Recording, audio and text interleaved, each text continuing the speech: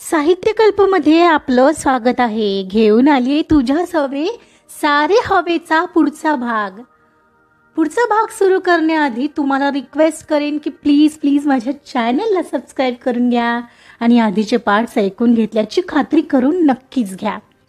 चला सुरुवात करतेय. तुझ्या सवे सारे हवे भाग 37. आज मुग्धा आणि श्रीरामचं लग्न होतं. आमदाराच्या नातीचं लग्न म्हणताना देसाई कुटुंबाला लग्नात कसलीच कमी ठेवायची नव्हती. त्यांनी पुण्यातला खूप मोठा हॉल बुक केलेला. हॉल बाहेर श्रीराम वेड्स मुग्धाची मोठी पाटी त्यांच्या फोटोसहित झळकत होती. बाहेरूनही हॉलला महागड्या फुलांनी डेकोरेट केलेलं. हॉलमध्ये जातानाही दोन्ही बाजूंना फुलांची मोठी रांगोळी लक्ष वेधणारी अशीच होती. बाहेर एवढं डेकोरेशन होतं मग तर विचारायलाच नको. सनई चौघड्यांनी दुमदुमलेला हॉल आणि लग्न घाईत दोन्हीकडचे लोक मग्न होते. निशिगंधाच्या फुलांचा मंदसा पसरलेला सुवास मनाला अतिशय तरोताजा करत होता. एकूणच लग्न घाईची चिन्ह सगळ्या हॉलमध्ये दिसत होती. मुग्धाचे खरी वडील मंगेशराव बेल घेऊन लग्नाला हजर होते. तिची आई सोनिया आणि आबाही अगदी आपल्या घरचं लग्न आहे या साईटीत वावरत होते. समरने श्रीरामचं कुटुंब हॉलमध्ये पोहोचताच पहिलं त्या सर्वांशी त्याची ओळख करून दिली आणि त्यानंतर मात्र त्यांचा मान सन्मान आणि योग्य आदर सत्कार करत देसाई कुटुंबाने गोखले कुटुंबाचं जोरदार स्वागत केलं. मगच त्यांचा प्रवेश हॉलमध्ये झाला आणि लग्नाआधीच्या सगळ्या विधींना सुरुवात झाली. श्रीमंत पूजनाचा पहिला कार्यक्रम होता. मुग्धा त्या पहिल्या कार्यक्रमासाठी डार्क ग्रीन कलरची अतिशय सुंदर साडी नेसून आली होती. प्राचीही आज सतत तिच्या सोबत होती. मुग्धाच्या मनात एका बाजूला श्रीराम भेटणार याचा आनंद आणि एका बाजूला समर आणि आईपासून दूर होणार याचं दुःख होतं. जशा कोणत्याही मुलीच्या मनात लग्नावेळी संमिश्र भावना दाटून येतात त्याच मुग्धालाही आज जाणवत होत्या. तिच्या अतिसुंदर चेहऱ्यावर आज गंभीर भाव दाटले होते. क्वचित प्रसंगी कोणाशी नजरानजर झालीच तर नाही म्हणायला ती गोड स्माईल द्यायची. वहिनी खूप गोड दिसते आहेस, एवढाच श्रुती कानाजवळ येत म्हणाली. थँक्स, ती आताही गोड स्माईल देत म्हणाली. आज कोणी ना कोणी तिच्याजवळ येत होतं तिला कॉम्प्लिमेंट द्यायला, कारण ती दिसतच सुंदर होती. सीमांत पूजन, साखरपुडा आणि त्यानंतर हळदी असं एका पाठोपाठ एक कार्यक्रम चालू होते आणि प्रत्येक कार्यक्रमात सजलेली मुग्धा श्रीरामच्या हृदयाचा ठोका चुकवल्याशिवाय राहत नव्हती. पण का कोणास ठाऊक नेहमीची बडबडी मुग्धा आज त्याला जरा शांत शांत भासत होती.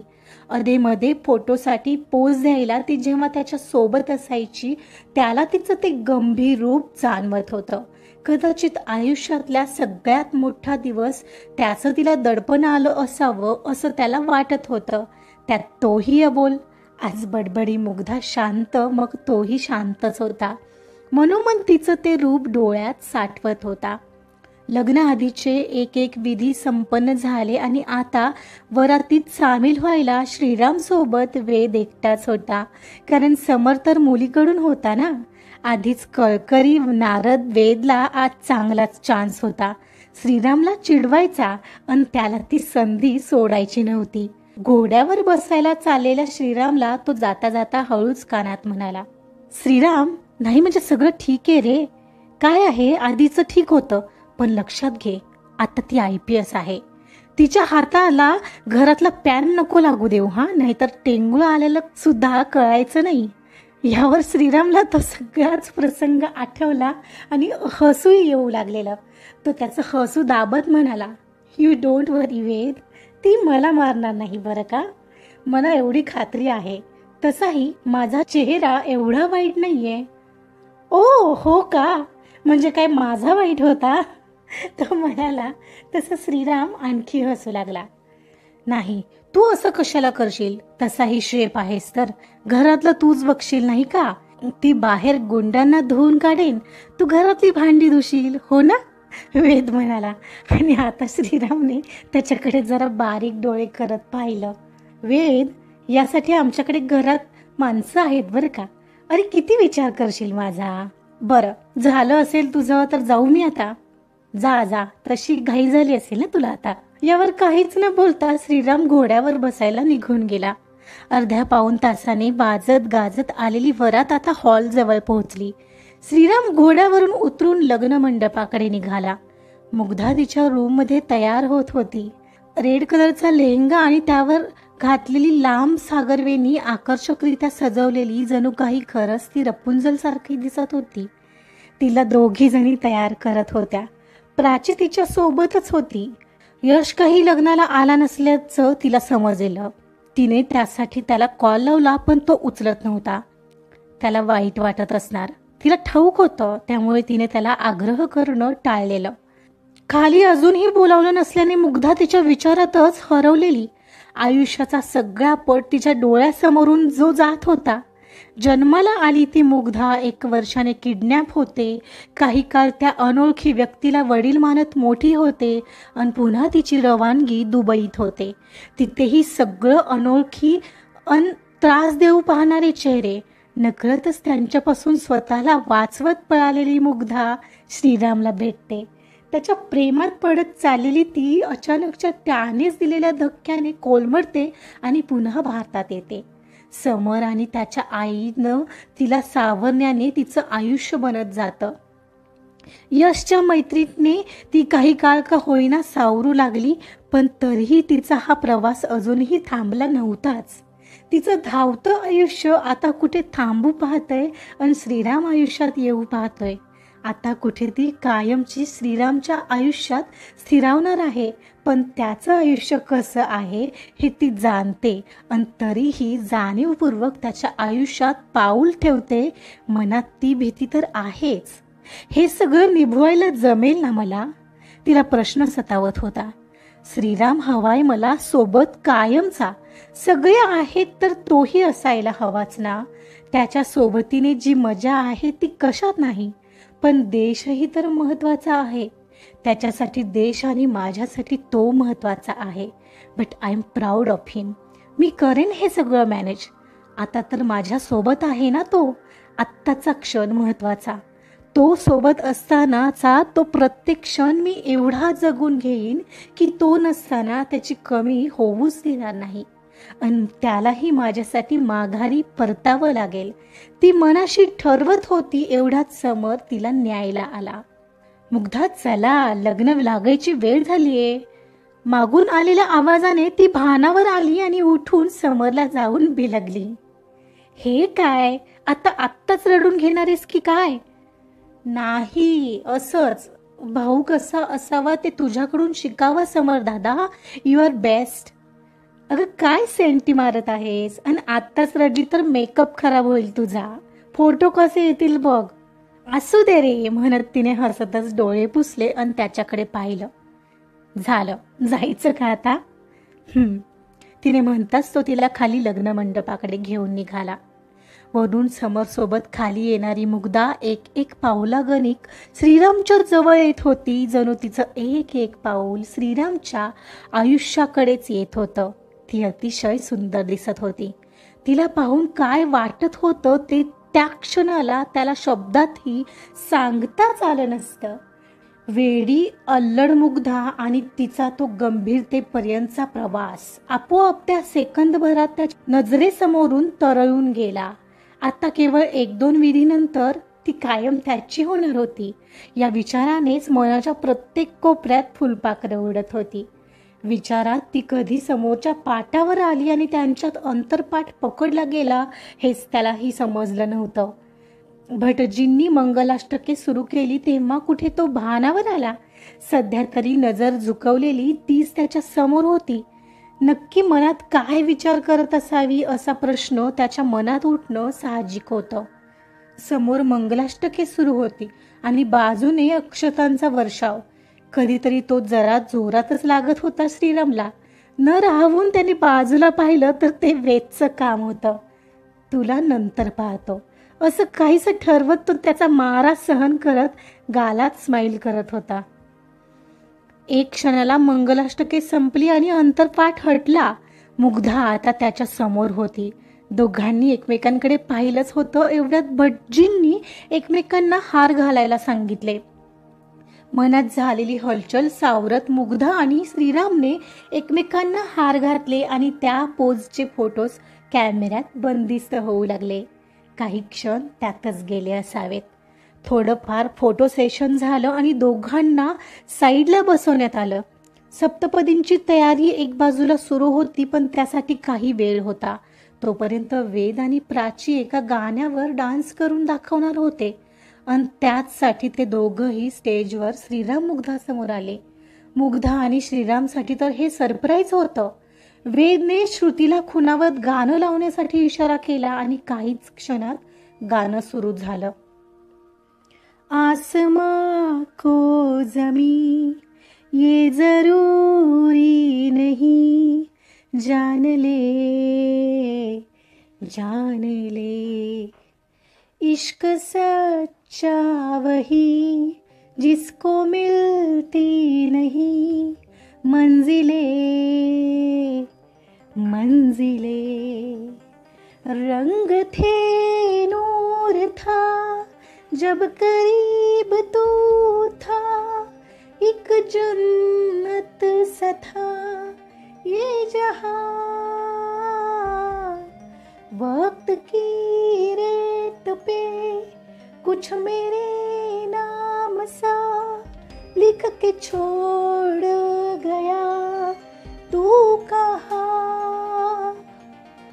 हमारी अधूरी कहानी, हमारी अधूरी कहानी. या गाण्यातून वेदने आत्तापर्यंत दोघात घडलेल्या सगळ्याच क्षणांची जणू पुन्हा आठवण करून दिलेली. दोघंही ते सगळं आठवून भावूक झालेले. मुग्धाचा हात श्रीरामच्या हातात कधी आलेला काय माहीत. त्याने तो त्याच्या हातात घट्ट पकडलेला. दोघंही निशब्द झालेले. काय कसं वाटलं श्री? वेद जवळ येत विचारू लागला तसा त्याने तिचा हात सोडला. निशब्द केलंस यार म्हणत श्रीराम त्याला बिलगला. तुझी अवस्था मला मुग्धाला दाखवायची होती यार, हे फक्त तुझ्यासाठी होतं. तो त्याच्या पाठीवर थोपटत कानात म्हणाला. आणि मुग्धा, दॅट वॉज श्रीराम, तुझ्या विना असलेला. वेदनं पाहिलंय, प्राची म्हणाली. या आय नो म्हणत तीही शांतच झाली. एवढ्या तिकडं सप्तपदींची तयारी झालेली म्हणताना श्रुती त्या दोघांना बोलवायला आली. त्या क्षणाला दोघांचीही नकळत नजरानजर झाली. श्रीरामने आताही तिला पाहत त्याचं नेहमीचं गोड स्मित केलं आणि ते पाहून आताही तिला काहीतरी भेटलंय असंच वाटलं. चल, त्याने खुणावताच ती त्याच्या सोबत पुढच्या क्षणाला सुरू होणाऱ्या सप्तपदींच्या 7 वचनात बंधण्यासाठी निघाले. सप्तपदी झाल्यावर काही वेळ फोटो सेशन चाललं. सगळे फॅमिली मेंबर आणि इतर मित्र परिवारासोबत फोटोज घेतले गेले. सर्वांच्या विशेष आणि गिफ्ट्सचा स्वीकार करून झाल्यावर त्यानंतर मात्र जेवणाची वेळ होत होती. एक एक करत प्रोग्राम होत होते अन सर ते अमूल्य क्षण सरत होते आणि काही कॅमेऱ्यात सुद्धा बंदिस्त होत होते. आणि एक क्षणाला मुग्धाला निरोप देण्याची वेळ झाली. मुग्धा समोरच काही अंतरावर समर आणि आई होते आणि तिथेच तिचे आबा वडील मंगेश आणि आई सोनियाही होती. ती पहिल्यांदा समरकडे जायला निघणार एवढ्यात आबा तिच्या जवळ येत म्हणाले. मुग्धा बेटा. हो आबा बोला ना. बेटा, तुझं सगळं आयुष्य खडतर गेलं, पण आता यापुढे तरी आयुष्यात सुखी राहा हाच तुला आशीर्वाद देईन. हो आबा, नमस्कार करते म्हणत ती वाकली. त्या आई बाबांकडे जाऊन त्यांच्याही पाया पडली. त्या दोघांनी तिला आशीर्वाद दिले. तिची आई रडत होती, पण ती केवळ सगळं कृत्रिमरित्याच करत होती. तिला शांत करायचा प्रयत्न करत ती पुन्हा आबांसमोर आली. मुग्धा, खरं तर खूप मोठी शिकवण मिळाली बघ तुझ्यामुळे. केलेलं कर्म हे आपल्याला कसंही करून येऊन निवडतं आणि आपल्याकडून त्याचा भोगही भोगून घेतं. मी समजू शकतो जे प्रेम या दोघांनी ज्या वेळेत तुला दिलं त्यामुळे तू आज एवढी मोठी होऊ शकलीस. तुला त्यांचा ओढा जास्तच असणार आणि हे साहजिक आहे. पण तरीही कधी वाटलं तर आमच्याकडेही येऊन राहू शकतेस. आमच्यासाठी तर तू आमची मुग्धा आहेस. हो आबा, नक्कीच. काळजी घ्या तुम्ही सगळे. ती आबांना आणि तिच्या त्या आई वडिलांना म्हणाली आणि तिची नजर समोरच्या आईकडे गेली. आईने तिला पाहूनच आधीच रडायला सुरुवात केली आहे पाहून ती कसल्याशा ओढीने आईला जाऊन बिलगली. आई, तू नको ना ग रडू, मी इथेच असणार आहे ग. कधी काही वाटलं तर मला कॉल कर, मी भेटायला येईन हा, आणि काळजी घेणार आहे स्वतःची, घेशील ना? आई म्हणाली, समर दादा, जेव्हा कधी घरी येशील तेव्हा तेव्हा मला भेटणार आहेस हा, आणि इथे पुण्यातच राहणार आहेस आपल्या घरी. तूही काळजी घेशील स्वतःची आणि लवकर लग्न कर आता आपल्या आईसाठी. IPS झाली आहेस आता, असं रडत जाऊ नकोस ग, चांगलं नाही वाटत. समर डोळ्यातलं पाणी अडवत हसत म्हणाला, दादा. ती मात्र त्याला हसत बिलगलेली अचानक अनावर होऊन रडू लागली. कितीतरी वेळ शांत झालेली त्याला सोडतच नव्हती. शेवटी त्यानेच तिला कसं तरी बाजूला केलं आणि तिला घेऊन श्रीरामकडे आला. तिचा हात श्रीरामच्या हातात देत म्हणाला, श्रीराम, तू तिच्यासोबत असताना तिची काळजी घेशील हे मला माहिती आहे, पण एवढं लक्षात ठेव, तू कुठंही असशील तेव्हा मात्र तू स्वतःची काळजी घ्यायची आहेस, माझ्या या बहिणीसाठी. समरच्या या म्हणण्यावर त्याने करत होकारार्थी मान हलवली आणि तो तिला घेऊन कारकडे आला. मुग्धा कारमध्ये बसताच श्रीराम त्याच्या बहीण आणि वहिनी मिताली सोबत घरी जायला निघाली. समर आणि आई सोबतच तिचे खरे आई बाबा आणि तिच्या आबांना बाय करून कार पुढे निघून आली तेव्हा कुठे ती भानावर आली.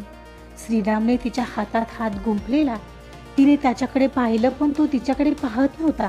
एवढ्यात कारमध्ये आधीच सुरू असलेल्या गाण्याचे शब्द तिच्या कानावर येऊ लागलेले.